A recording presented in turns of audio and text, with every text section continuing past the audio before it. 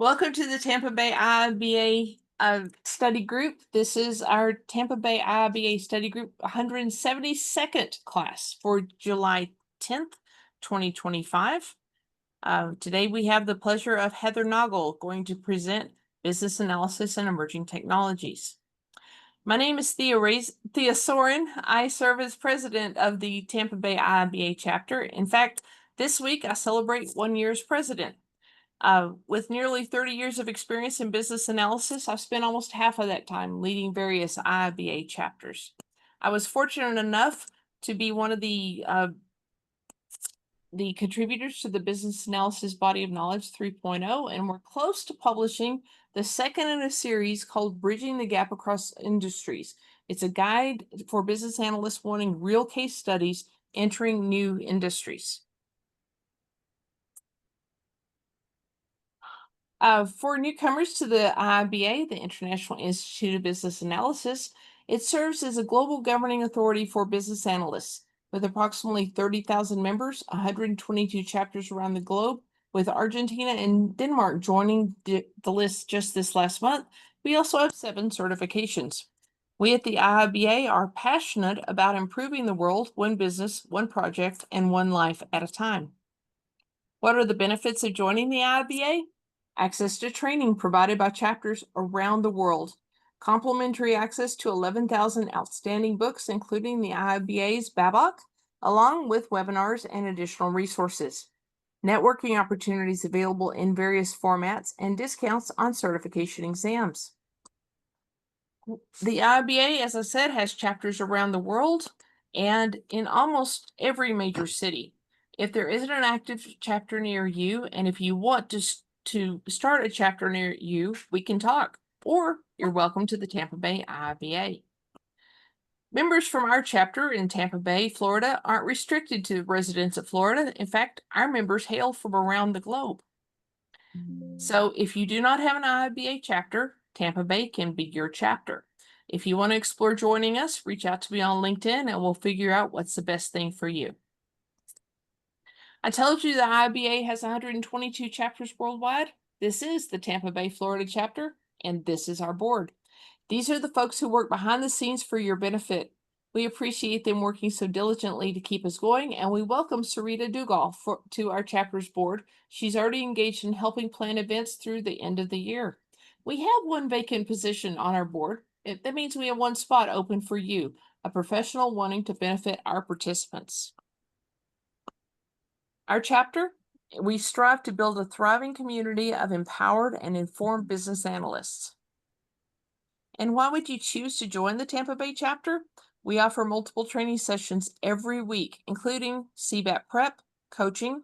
We've built relationships with an impressive number of beneficial partners, and that's all to benefit our participants.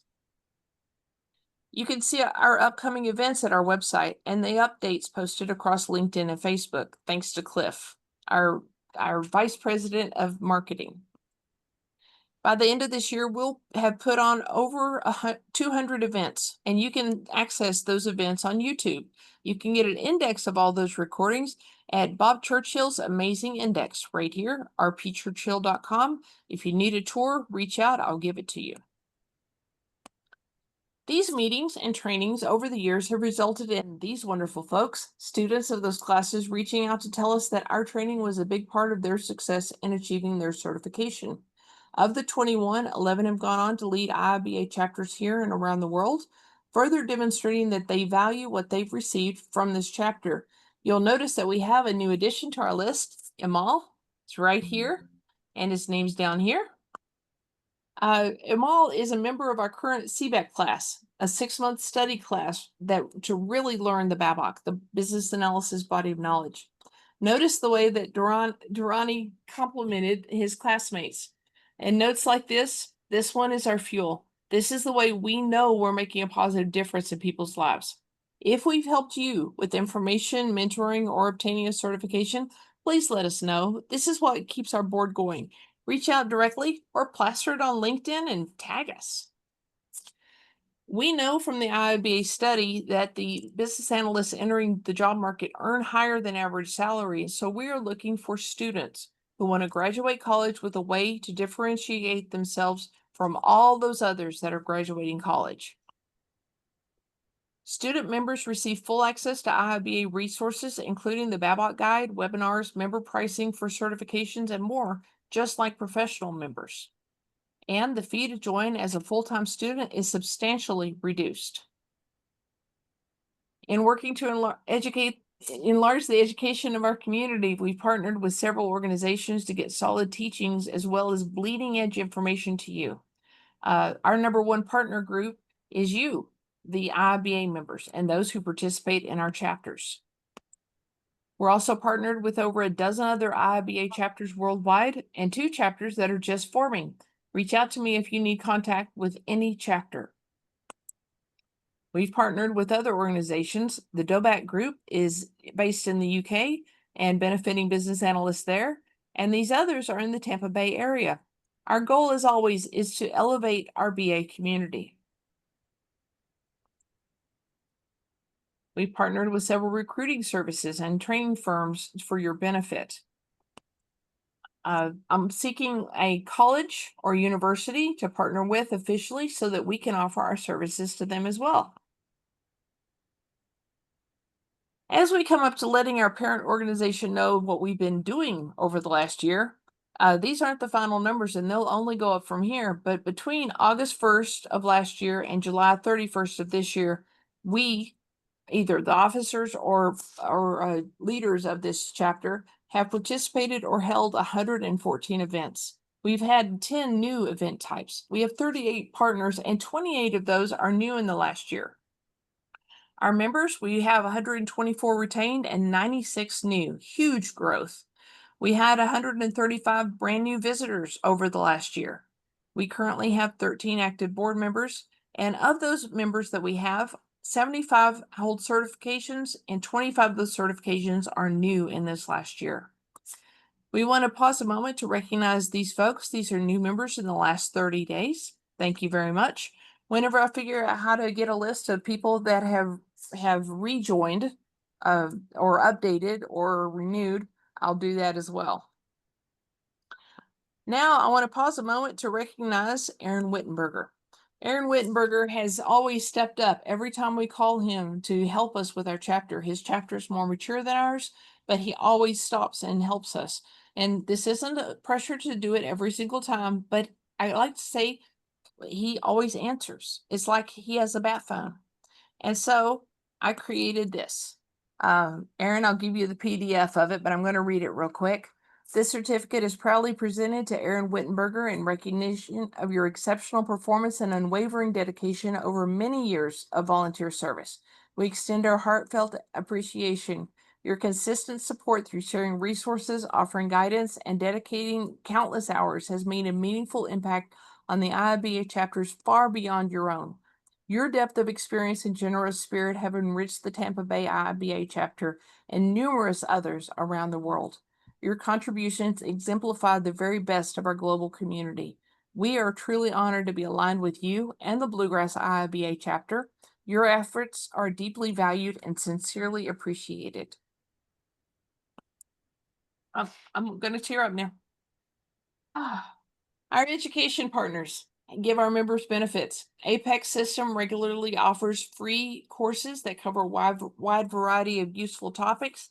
Fostering a positive mentoring is coming up very soon, free for you.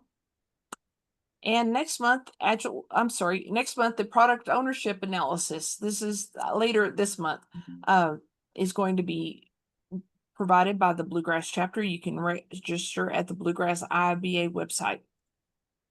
Skills Development Group offers webinars and so many other resources. Just see their website. Estrivo is one of our newest IIBA endorsed education providers. Bruce Gray is such a good trainer. Later next month, he's going to be offering systems thinking and then design thinking and then agile for business analysis. I encourage you to check it out. Benefits from our partners also include discounts to our participants. Watermark Learning offers you, our participant, a 40% discount using this code. That means you can get unlimited access to over 1,200 CBAP practice test questions with that 40% discount. Adaptive US, who specializes only in business analysis, offers you a 20% discount on all their live classes and on-demand courses, excluding those with IIBA exam vouchers. They have an impressive guarantee. If you take a certification course and don't pass, they will pay for you to retake it. That's standing behind their training. Now for IIBA news. This is the news you need to know. July 22nd is coming up soon, folks. If you have not earned your ECBA and you're trying to, take your test before the 22nd. It's going to get just a little bit harder then, and it's going to be a little different than what you've been preparing for. If you've taken your ECBA but have not passed it, you're going to have the opportunity to have a free retake, but as of the 22nd, again, it's going to be a different format. Global Business Analysis Day is going to be a virtual event starting it's actually going to be starting October 31st. This date is wrong. I'll update that. It's going to be October 31st, and it's going to go in 5-hour segments all around the world, and you'll get to hear from chapters and individuals all around the world. Addressing the elephant in the room. We know that there are jobs out there, and we know where the talent is. If you have a job or a lead, reach out to me and I'll play BA matchmaker to get qualified individuals to your desk. I know this works because at least one of the people that we worked with and connected has obtained a job. To do something tangible to help our community find the jobs, I created an open group on LinkedIn. I post dozens of jobs here daily. And it's from my network of 16,000 connections as well as emails. You might not see the same posts I do, but I put them here. You're invited to add your jobs here as well or peruse as you wish. I encourage you to add jobs here that you see to help other people. Today, we have the pleasure of HeatherNoggle talking to us. She's going to talk to us about business analysis and emerging technology. We're going to learn about governance, security, and artificial intelligence with a sprinkle of quantum computing as we discuss what those technologies and their use mean to our organizations both now and in the future. Next week, we have the pleasure of having Alan Austin come talk to us about the critical step of data validation. Every BA needs to know how to handle data. And if you don't understand data validation, you don't know how to handle data. The week after that, Brianna Castile is going to come talk to us about the business analysis frame. No, I'm sorry, that's wrong. She's going to talk to us about bridging from business analysis to business architecture. And the following week, Bob Churchill is going to talk to us about his business analysis framework. It's a little bit different view than what we see in the BABOK, but it makes it a little bit easier to understand in some ways. Beginning after that, we have a 11-week simulation that we're going to lead you through. You have to enroll, you have to answer questions so we get you in the right group. But in this 11-week simulation, we're going to teach you what SDLC is. If you don't have any experience or have a little experience or just want to do it, come join us for SDLC simulation. We will need you for multiple roles because, as you know, BAs aren't the only ones in it. It's going to be very small groups. You're going to create real software if we can do it right. So the first week, we're going to do a kickoff and SDLC overview. The next week, we're going to do requirements elicitation, then requirements analysis and modeling. Then we're going to do backlog grooming and prioritization. As you can see, these are bite-sized pieces, so you can really learn them in that 1 hour we're going to be working in. After that is design and architecture. After that is development and prototyping. After that will be QA strategy and early testing, backlog grooming and prioritization, and then UAT and feedback. Deployment and launch prep is coming up to the end. And then retrospective and continuous improvement. And week 11, we're going to have share out lessons learned, and we're giving out awards. We're going to give out awards to recognize the people who were dedicated, industrious, innovative, the leaders, the people that learned, the people that grew, because you'll grow in this. So now for our presentation, let me tell you about HeatherNoggle. HeatherNoggle is the owner of CodaStack, a consulting practice that helps startups and tech companies connect people, processes, and software. With over 25 years of experience in software development, data integration, cybersecurity, HR, and operations, she brings system thinking approach to everything from export compliance to AI ethics.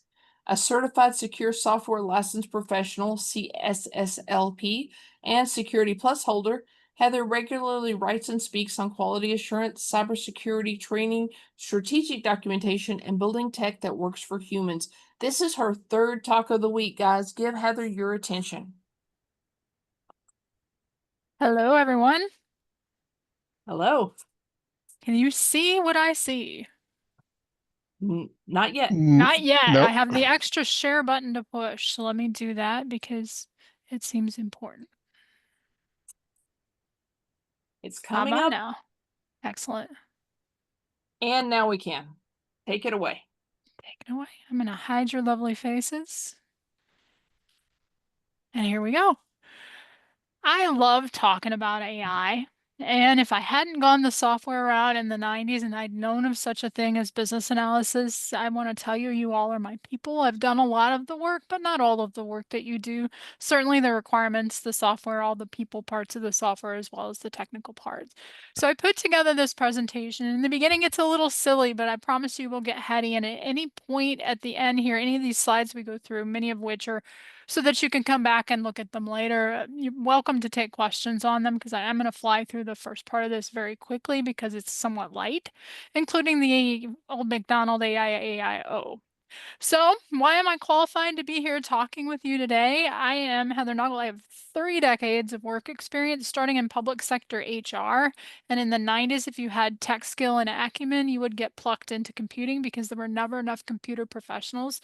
And so I started my long career as a full stack software developer in the HR department of St. Louis County government, doing things that predate applicant tracking systems and job tracking systems. I built some of those. And then I became a business owner in the year 2018, the very beginning. I bought the company I'd been working for at that point 17 years, and I ended up a total of 22 years there and then stepped into security because in the 90s, when you built things, that was how you advance problem solving. And now securing those things that we build has become very vital. And so that's why the switch. I'm on a couple of boards and I own my consulting company, Codastack, as well with my husband. He does software quality assurance on a fractional basis. And I am a cybersecurity practitioner and advocate. That's my LinkedIn. At the very last slide, I'll have a QR code as well as that link again, so you don't have to scramble if you're interested. So where are we going today with tech? We're going to talk about AI, and then I'm going to spend some time talking about blockchain as well, and then ending it all up with the light topic of quantum computing. Oh, I want to talk about the Meyer Library. That's here in Springfield, Missouri. It's part of the MSU campus, then in SMSU, or Southwest Missouri State University, back in 1985. It was part of the gifted program, and that was located in an elementary school that was really close to campus. And so we would sometimes walk over from the elementary school to the campus and sit in the library, and we'd do some research with the college books. We felt really big and old. And so that was 1985, and I found myself first starting to learn things about this idea of AI. I'm an only kid, so the idea I could talk with a computer and it might respond to me, that was fascinating. Let me learn to use the technology in front of me. That's what I just said. Fascinated. And the other thing I learned, which is why we have these M&Ms sitting there, is they had vending machines and you could actually eat around the books. And so I have this great memory of peanut M&Ms and ingesting information about AI and the Meyer Library. So this fascination, that's 40 years old, and I'm older. So you probably have been playing with AI because we are a group of technical people, but just in case you haven't, I'm all the way back in the early history of working with ChatGPT when it was brand new and Google Bard before it was Gemini. We've got Microsoft Copilot and others.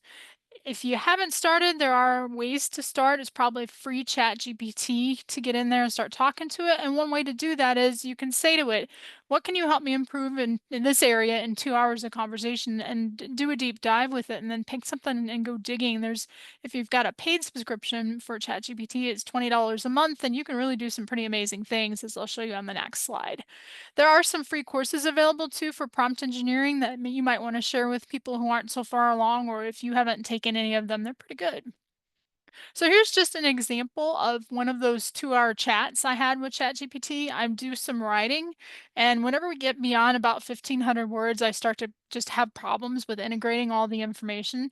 And so I gave it some of my writing and I said, well, what do you think about these things? And I know this isn't easy to read up here, but if you want to look at it later, it'll help. It gave me this framework and it showed through all these things about where I'm doing a good job and some ideas of how I might do better. And I found this really helpful, even though I didn't always agree with it. Most of the time I did. So there it is in the corner there, grading your current skill against long form, meaning writing mastery. You can also create images with AI, which you will have a lot of opportunity to watch because I do a lot of AI images with black cats, and I can tell that story at the end if anybody's interested why I have all these black cats. But you can find many more of these on my LinkedIn profile. I'm usually putting 4 or 5 of these black cat images to illustrate cybersecurity and other technical concepts during the course of each week. And you can see the quality of these is pretty good now. It's gotten pretty good. These are all within the last 6 months or so. With images, there's some program options, the ChatGPT I mentioned before, there's Midjourney, and even now within Canva, that's a popular graphics program. And then headshots is another one. I've enjoyed what I've been able to do with headshots, and they've come a long way. So there's a program called Aragon I used for my first AI headshot, and I fooled my mom with that one. So that was really fun. She said, I really like your new picture. I said, oh, it's not me. And, and she said, what? And I explained. And so what that happened there is when we got those images back, there were about 200 of them, and I showed her the different images, and we had an afternoon of a lot of laughter. And it was something at that point of $50 or so to get those headshots. And a good 5 or 6 of them really represented me well. And that was back in 2023. So I did another set this year. And I think that really captures more of who I am and what I look like. I would believe that's a real picture of me, but it's not. So that's a program I use. There are many of those out there, and it's certainly better if you're doing a talk to do a quick AI headshot than to go get a whole photo shoot for something like that if you need a recent headshot. So in video, I just been playing with Sora occasionally. It's too much work for me to want to do it all the time, but I just did a really quick thing of a bunch of vibing black cats there. And that's part of ChatGPT with a paid subscription. I don't know if it's there if you don't pay. So for songs, AI songs, the quality is pretty astounding. There's Suno, which has a free version, and you can see the link here itself. And then I had a little bit of fun because back in the 90s, we're talking about the 90s and my career start, I used to quip that band name. A good band name would be Digital Grandma. Keep in mind, at that point, I was in my 20s. And so when I started messing with these songs, I adopted my persona there from 30 years ago, Digital Grandma, made an image for it, and I have some songs. So I even gave her her own LinkedIn page there for Digital Grandma because I had enough of a following that people were looking for these songs. They're all about technology, most of them about security. And there's one of them in here I'll feature, although I don't think we have time to play it today. There is the link to it, and you can do the same thing, go into the LinkedIn site. It has the lyrics and then a link to the song. But if you do that, you'll see just Suno's pretty astounding. Another thing that's probably more of a business interest to us is Gandalf from the company Lakera, which is in Europe. They have put together the ability for you to try to break the prompting in AI. And it's a pretty cool thing. So it's called Gandalf, and you can see the URL there. You can go there. It has 7 different levels, and then there's an 8th level. You can see I passed the 7th. I'm still working on the 8th. I was able to do the 7 levels pretty quickly, but boy, that 8th is a bear. And the company continues to add other different things you can test against to see how you can work to break generative AI, which I think is very important as we're seeing more and more AI roll out. And sometimes you see business analysts doubling as QA people because QA people seem to be disappearing from a lot of companies. And that's a soapbox I don't want to get on right now. So we'll talk more if anybody wants to ask about that. We know a thing about QA or two here in this household. These are the resources I promised you. So this is just a few from Vanderbilt University. If you want the certificate that comes with it, I think there's a small fee, maybe $49, $50. I did the prompt engineering one and really enjoyed it. This is a couple of years ago, and I think that the professor who did it has updated it. And then here are some others. LinkedIn Learning is another really good resource, and I'll give you another one here in a minute. I can't remember which slide it's on. It's this one. So here in Springfield, where Thea and I live, we have the Springfield Greene County Library, and it offers free Udemy with a library card. And so there are a whole bunch of technical courses on AI and every other subject that you can just go and use if you have your library card. So that's pretty cool. LinkedIn Learning, I mentioned, a lot on YouTube as well. And then a link you may not have heard of is called Free Booksy, and you can get free Kindle books just every day. They have different books you can get for free, which I guess that's what's in the name. And then there's another almost free site, Humble Bundle, and you can get tech books that way too. I've gotten quite a few from there. I am mentioned I'm going really fast through this because I wanted to get through those so you've got some background and maybe some resources. This is the point where I start to get serious, and that is with AI governance, because governance is so important and we've moved so quickly and there's so much change in AI that governance is where a lot of organizations are stopping short and they're working to implement without really a plan. And governance is all about planning and checking. So I want to list a few resources for you here in case you aren't familiar with them. The NIST ARMF, that's the risk management framework right there, which you can tell in the URL. The OWASP, which is the Open Web Application Security Platform or program, I can't remember which. They have top 10 lists for a bunch of different areas. If you're in security, you're familiar with them, but they also have the top 10 for LLMs, large language models. So that'd be something to look into as well. And then the EU Artificial Intelligence Act is avant-garde for where we are here in the US, so they're a little ahead of us in terms of how they look at things.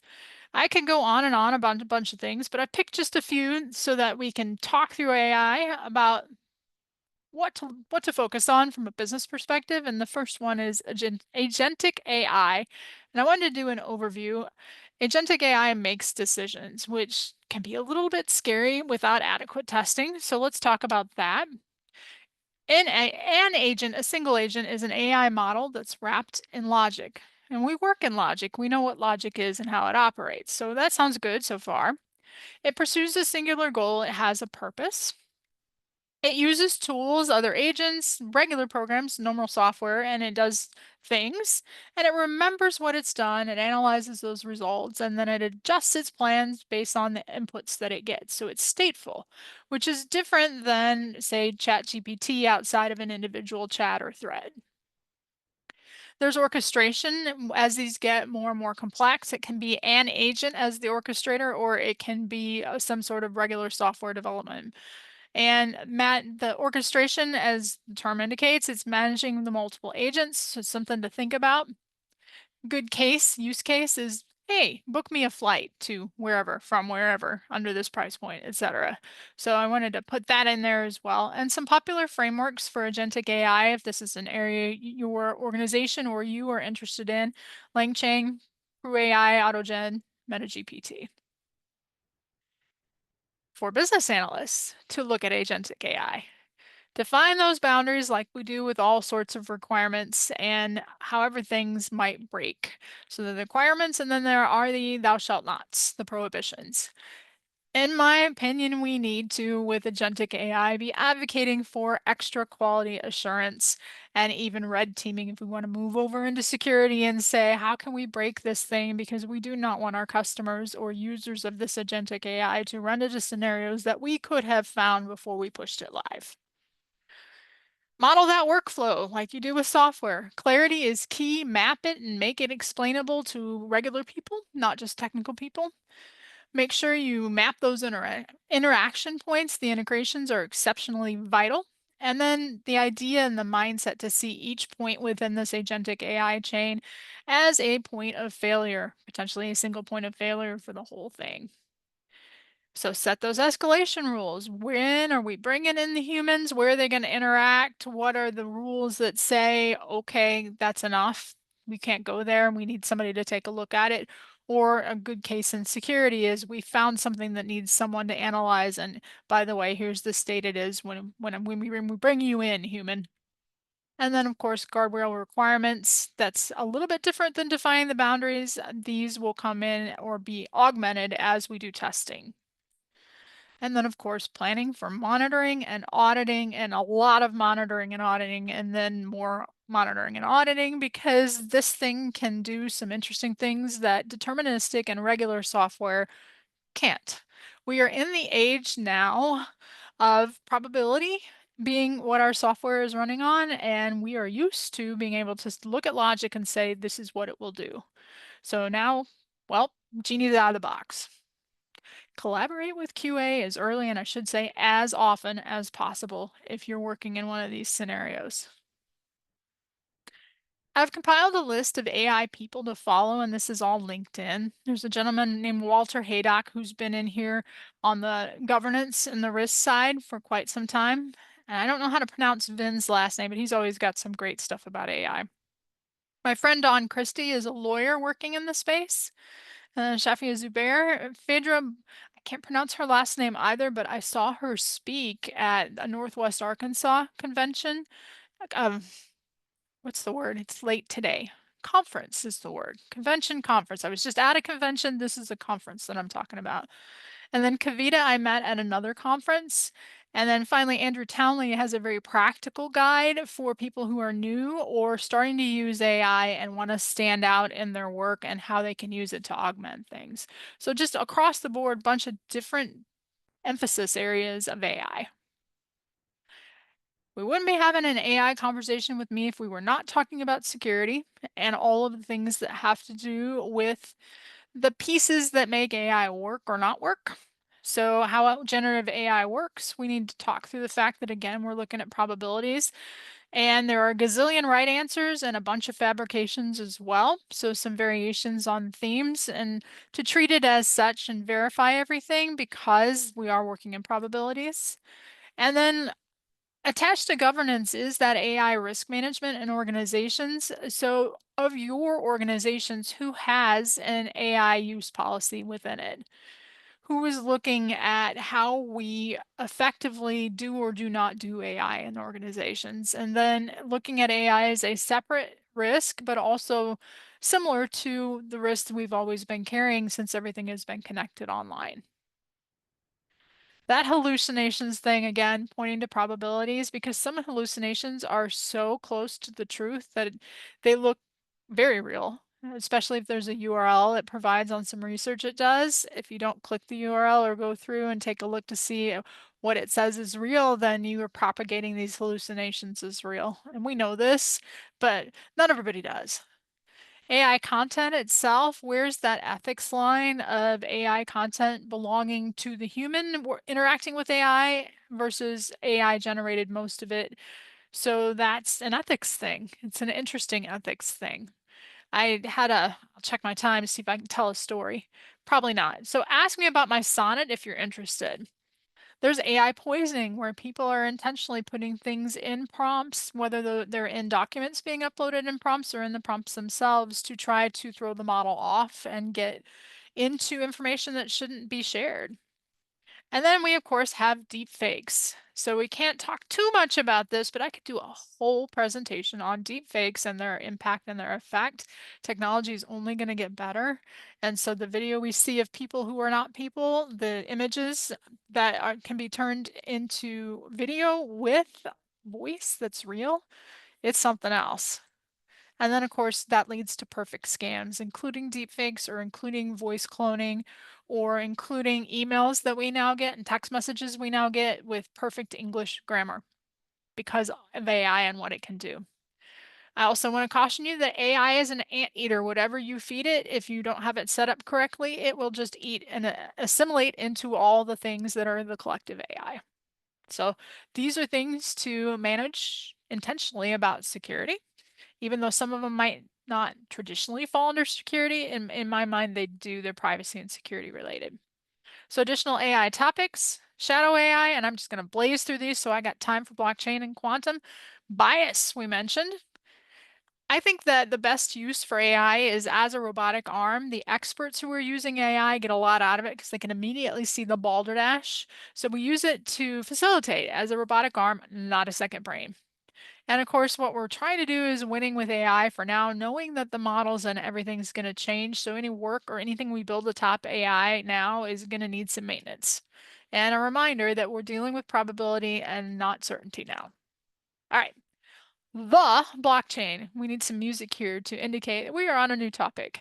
So whenever you hear somebody talk about the blockchain, it's probably not a blockchain professional. What is a blockchain? It's a decentralized immutable ledger, multiple copies of it that are verified. And if you are a cryptocurrency person, then you already know how all this works. And blockchain came around 2008 at the same time Bitcoin came in. This is the way we manage Bitcoin. It's validated through consensus across all these multiple copies of what's real. And an immutable means unmodifiable. So these other copies negate anomalies, and that makes these blockchains tamper-proof effectively. I mentioned the cryptocurrency. You've got blocks that are securely linked together. The big use on here is smart contracts that act like escrow. So if you've bought a house before, you know how escrow works. Bought a company, it's the same thing. Money can be released conditionally, for example, in the escrow scenario.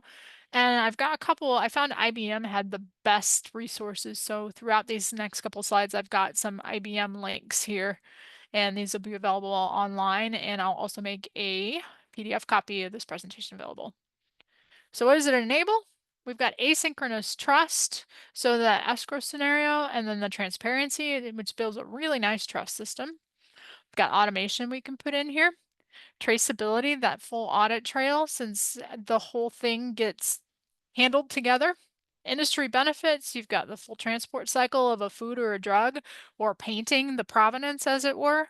And so as we combine components together, especially in supply chain, where maybe you've got all these parts that come together, they make a car, you can trace back to each individual part and where it's been and what it's done. Same thing with drugs. We got the secure sharing of data as well. With the smart contracts, AI called them business logic you can't talk your way out of. And I really like that when I was polishing this presentation and asking it, well, what am I missing when I put this together? How can I describe some of these things a little bit better than Heather's words are? And it helped me with that. I thought that was pretty cool. And I know that we are going over this very, very quickly. So that's what questions are for. The other thing it enables is the controlled data sharing. And so you can be very intentional with blockchain. Here's that other resource from IBM, the benefits of the blockchain, benefits of blockchain. For us as business analysts looking through here, I've got some questions to ask on the next slide, and then the applicability pieces. We already talked about supply chain traceability, improving origin, quality handling conditions, and then digital credentials, all verifiable on chain. The cross-border payments is something I'm especially interested in because I own part of an export compliance company. So you can look at faster, cheaper, auditable, maybe a replacement as times go by for the old, golly, I'm drawing a blank on what I'm thinking of. That's okay. It'll hit me in the middle of the night what I'm thinking of. Smart legal agreements, you got escrow, real estate, insurance payouts. This is again has been around for close to 20 years, and so it's in heavy good use, and you may know a little more about this than even I do. So what are those business case questions we're looking at with blockchain? Who controls the access to this chain? That's something you need to know before interacting with it. What are these trust assumptions that are taking place under the hood? Where's the rollback plan? Well, there isn't one because again, we have an immutable ledger. So how do we write to it? How do we work with it? Who pays then for that infrastructure? Because it is not free. And also, I have an article I wrote that called the technology hype trap because time and time again, and you probably encountered this too, you have managers who want to do blockchain or they want to do AI just because it's blockchain and because it's AI. So that is this really necessary question is important. And from here, we enter, with 6 minutes remaining, the quantum realm. And this may be my very favorite cat picture I've ever made with AI, and it's fairly early. This is Cubiticus. He is the emperor, and if you're familiar with Schrodinger's cat, the idea with quantum is that things are true and false at the same time. It's called superimposition. And so Schrodinger's cat, where the cat is in a box and simultaneously dead and alive because you don't know, then the cat is perfect for quantum computing. He has his own song, and that's that silly link I mentioned here, but it goes through the pieces of what makes quantum computing, and I'm about to go through those as well. And again, the future is based on probability. There's no certainty with quantum computing, much like AI. So generally, qubits, which are like bits but quantum, so they're not like bits, they operate in that superposition simultaneously 0 and 1 until you go to check on them. They're entangled, which means they instantly affect each other even across distance. And what that enables is this exponential state space. If you have 2 qubits, you have 4 possible states. If you have 10 qubits in the equation, you have 1024 states. It's that whole cross-reference of everything with everything else. Quantum computers can therefore explore many possibilities at the same time or simultaneously. They are good for optimization problems, and you get to then try all the states at once and take a look at where the answer is. There is something called quantum interference that you can use to cancel bad answers and elevate good ones, probabilities. I did not research deep enough to know that to the point where I could give a presentation on it. But the thing about quantum right now in its early stages is that it is delicate, which is called decoherence. Any environmental interference can mess with usefulness or accuracy and a high error rate there. So imagine a juggler that you're also asking to play the piano and do other things. Anything can distract the juggler, and once we distract the juggler, then we don't have anything useful. Quantum programs are sequences and series of gate operations called quantum circuits. So these are all just some factoids here. This is what ties it all together operationally for quantum. A quantum circuit that we mentioned is the program. We know what programs are. Qubits represent the data, and gates are the instruction that change the qubit's state.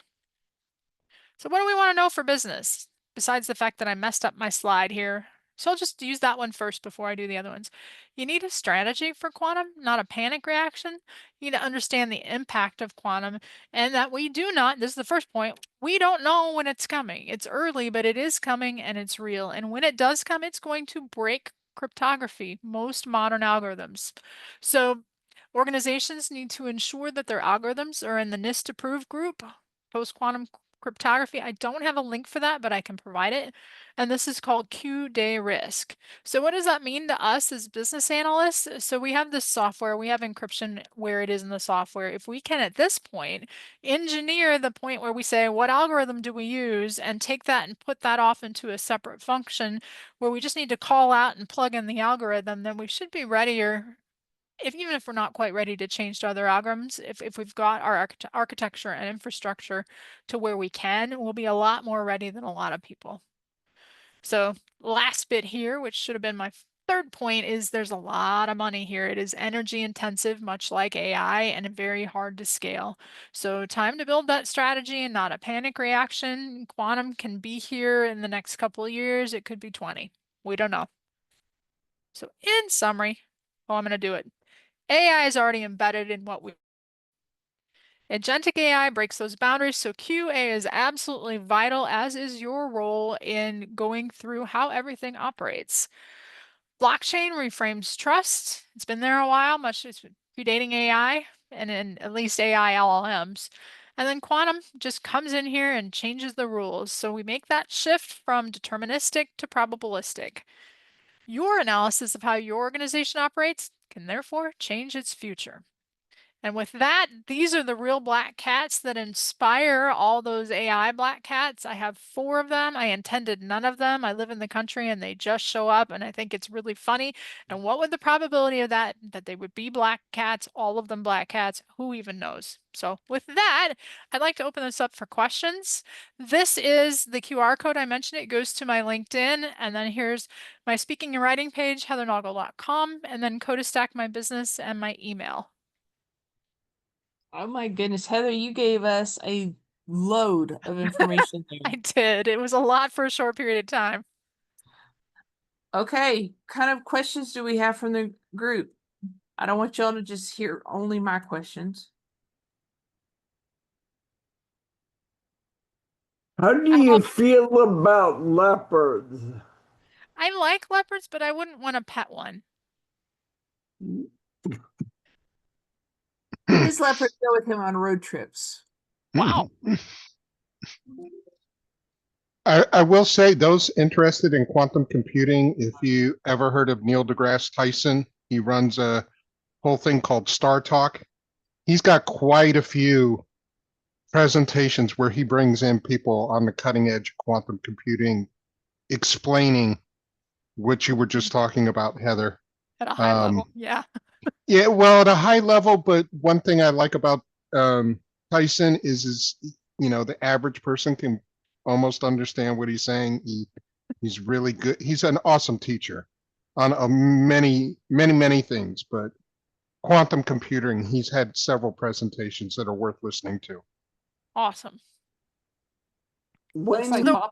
stays in his field of expertise, when he talks about politics and economics, it goes off the rails quickly. You talking about AI?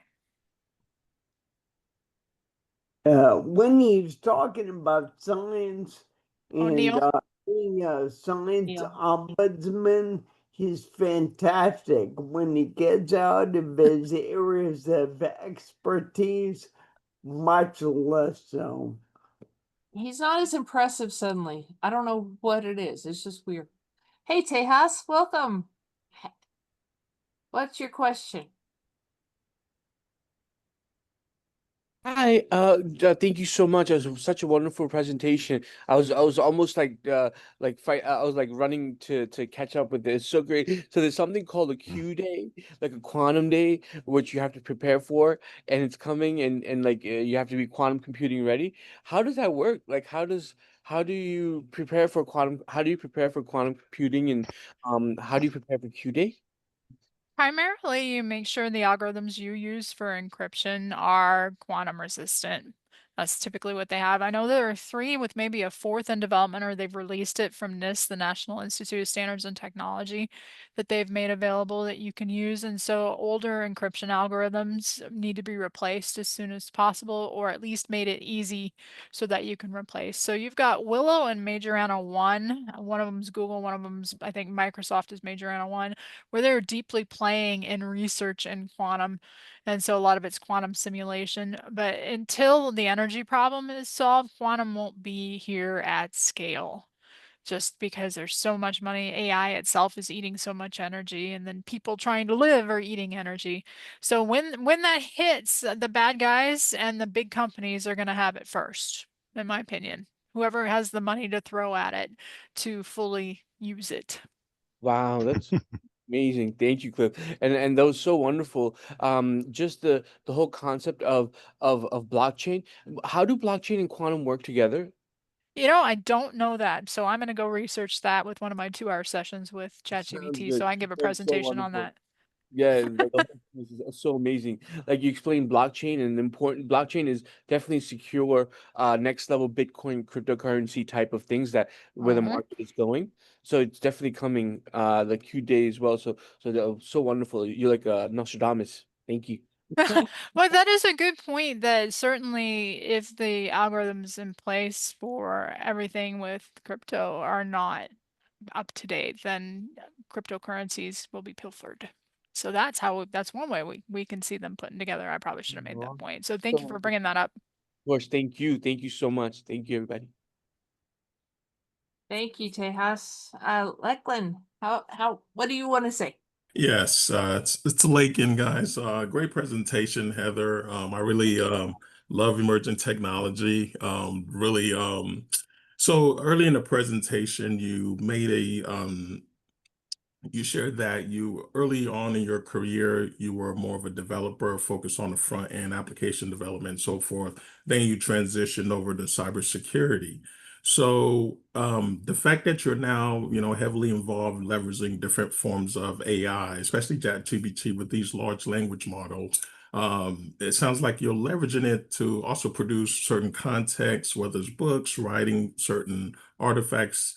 Do you have any concern from a security perspective on intellectual property, right? The information, the prompts that you're giving AI and Mhm. how it could be leveraged by others? So I use AI to give me ideas, not to do my writing. Okay. So that's one way to work around that, because if I like to give it, okay, I've got these 5 main points I want to talk about, give me 2 more. So in the vein of the 5 I provide, it gives me 2 ideas, and then suddenly I've got more information I can work on, but the writing's mine. So Okay. that's one way, because I typically find the AI writing to be about where I was trying to achieve in the 10th grade to get enough words.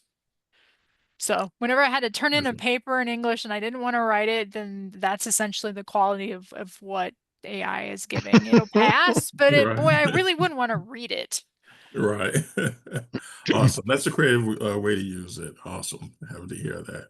I don't think everyone approaches it with that mindset, obviously. So, Yeah, I agree. right. And also with blockchain, what is it? Is dApps application correct? Decentralized applications.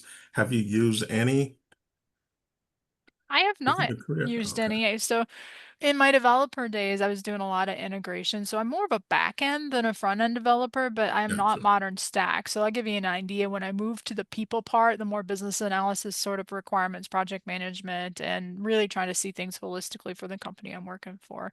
Right. So have not, because I'm probably 2010 or 2011 is when I moved, then I haven't done any development in any of the modern fun stuff. So I imagine there's a whole lot going on with Right. the AI and blockchain and capabilities. Totally understandable. Everything's growing at an exponential rate. So Yes. thank you. Thank you. Appreciate it. What other questions do we have for Heather?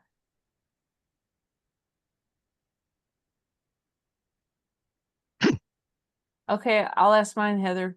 That AI poison? What? Mhm. AI poisoning. So going back to, I'm going to give you the little Kara slide again. You're all right with that? Sure. That's essentially what we're trying to do here, is to tell the AI something that causes it to lose its guardrails. The other thing you can do, just specific to poisoning, is give it information to put into its general, my goodness, I'm taking a while to get here. To give it information to put into its general operating information, because the AI becomes this big collective that is fake. So that's the other aspect of poisoning, which I think is the more traditional when you put the name of poisoning. So if I just feed it a bunch of fake information, that maybe it's propaganda. So I read not long ago that 3 years ago, 2% of what was on the internet was AI generated, and last year, 25% what was AI generated, which means next year it's going to be more like 75%. How are we going to trust what is on the internet if it's all created by things like this? Yeah, I think there's going to be a point in a few years where we're going to be so hungry for real content, which is why my content's going to remain real. Mm-hmm. That, we're going to want to return to, okay, this is all flat, it all sounds the same. And then, of course, what you've said is the trust element to it. And I think a lot of people do, even if they have their AI generated content that's flat, that they do hopefully fact check it. So it may be real and flat, but Mm-hmm. I think at some point that what we have then, when it flattens out like that, is going to have to be replaced because it won't be useful. I tried to get AI to draw me give me a graphic of the world today and give me certain countries that were filled in, and I tried 11 times and it couldn't give me the right countries. It would get close, but it's like, nope, that's not the right country. It's So, much better at creating than it is at giving answers that are true and factual. Again, the probabilities. mhm. So sometimes it doesn't do math very well. In certain early days with images, it couldn't spell to save its life, its fake life. It's getting a little better with some of those things, and as it adjusts and the models become more mature or are replaced, we'll start to see that probably those things are not as much of a problem, but it'll never be at the human level. I don't believe of all the things we can integrate and speak about at once in the way we think. We're just too complex and too wonderfully made. So everyone has heard the story about the lawyer who used AI to generate notes and ended up giving examples of things that had never happened. I used AI not long ago to generate footnotes for it gave me information and I used the pieces and then I said, okay, now take this and help give me the footnotes and the format. And I looked at the footnotes. It was working at a nuclear power plant was the topic. and the footnotes had things about cricket scores in India. And had the URLs not been so obvious, I wouldn't have realized that it was wrong. But it was like, oh man, I can't trust you for nothing. Yeah. A lot of really going through and verifying. It's the same as security. Now we're not at trust, but verify. We're at verify and then trust. Mm-hmm.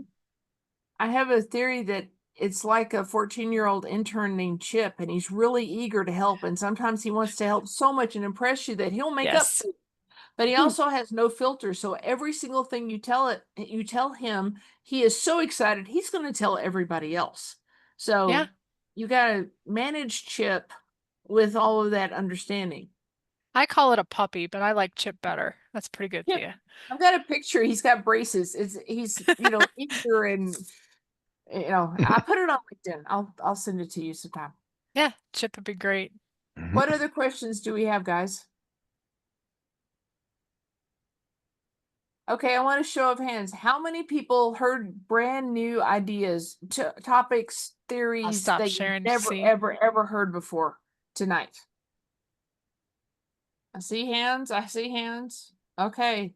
So Heather's going to give us her slide deck. We'll put it out so that you can have access to it, and then you can go deeper into these things.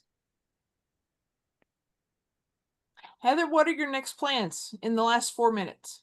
In the last 4 minutes, so I'm doing some work with my nonprofit, the Missouri Cybersecurity Center of Excellence, still trying to help grow that and work with more county governance and cities and helping to secure them, because in the United States, we know that there's not a lot of money coming down from the states. And as we know, everything has changed and is changing so rapidly in tech that how we secured things 15 years ago, 10 years ago, it's not what we need to be doing today.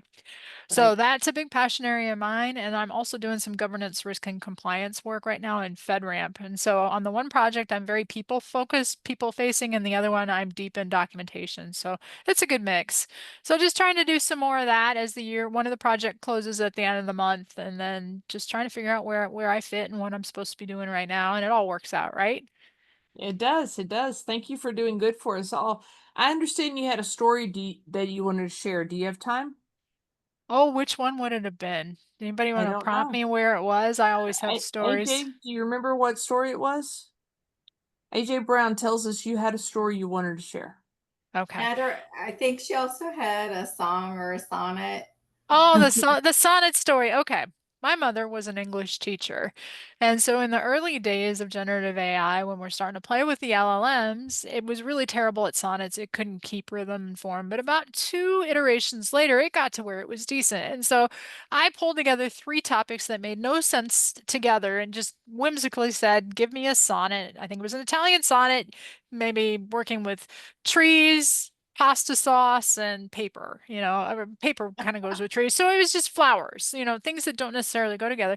And what it gave me was decent quality. And that happened in, a minute and a half. And I spent another 6, 7, 8 minutes tidying it up and making it more poetic, etc., and a little less nonsensical. And I sent it to my mom, the English teacher. I said, hey, what do you think of this sonnet? She said, that's pretty good. And I said, oh, I didn't write it. AI did. And I just polished it. And it made her angry, very angry, that with just Yeah. a little bit of creativity, the structure and all the hard parts were done, because the rhyme scheme and the rhythm, that's the hard part of a sonnet. If you can replace that with your own words and make it passable, I would have given the sonnet probably a B+ in 12 minutes. That's the story. So human creativity can be mimicked, but we Mhm. still need to keep doing it. But again, if you look at the robotic arm, I'm an expert in the poetic area, so I could pull that off in 12 minutes. Somebody else, though, could probably do it in an hour, even without much expertise, and just making sure, having to double check, is this in the right rhyme scheme? Is this in the right rhythm? Right. Heather, thank you so much. I'd like to end with one idea. If we don't use our creativity, it's a muscle and it will get weak. And so please continue to use your creativity. People that are on TikTok all day are learning that their attention spans are shrinking. They're not able to read books anymore. They're not able to do things that they were able to do before. Don't do that to yourself. Be aware of what is happening to the way we think, and keep your humanness as we continue to master this thing we call AI, because there's always going to be more to learn, but there's not always going to be more of you. We need you the way you are. Okay. Thank you, Heather. Thank you so much. We will see y'all next week. We're going to be talking about data validation and the critical step in understanding what data validation is. Because if you need to manage data, and you do, to make good decisions, you need to have good data. So data validation is the key. See y'all next week. I look forward to working with you again. And again, Heather, thank you so much. Thank you. Bye, guys.